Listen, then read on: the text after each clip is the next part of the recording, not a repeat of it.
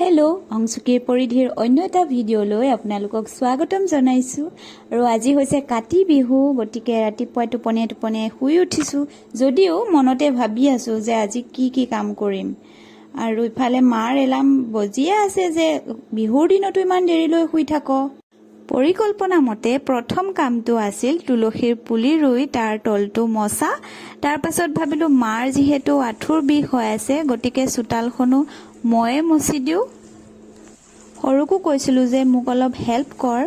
তাই ক'লে তাইৰ বোলে হাতখন কটা, তাই গোবৰ চুব নোৱাৰে, গতিকে মই অকলেই মচি দিলোঁ। আৰু ইয়াৰ পাছত দ্বিতীয়টো কাম হ'ল পথাৰত ৰবাব টেঙা খাবলৈ যোৱা।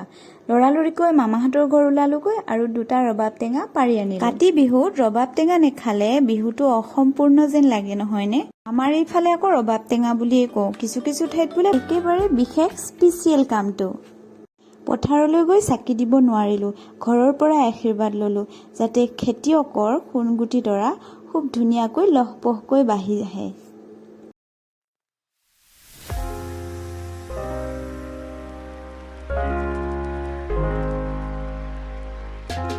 ৰ'ব, আকাশবন্তিটো দেখাবলৈ থাকিয়ে গ'ল নহয়। আগতে আমাৰ গাঁৱত কম্পিটিশ্যন হৈছিল যে কাৰ ঘৰৰ আকাশবাতি কিমান ধুনীয়া হ'ব।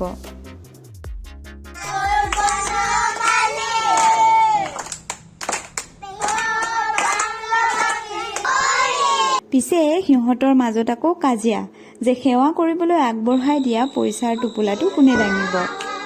একেবাৰে শেষৰটো কাৰ্যসূচী আছিল পেট পূজা কৰা। এইখন বিহুৰ স্পেচিয়েল থালি পোলাও, চিকেন আৰু হাঁহেৰে এসাঁজ খাই ধুনীয়াকৈ শুবলৈ গ'লোঁ। Good night.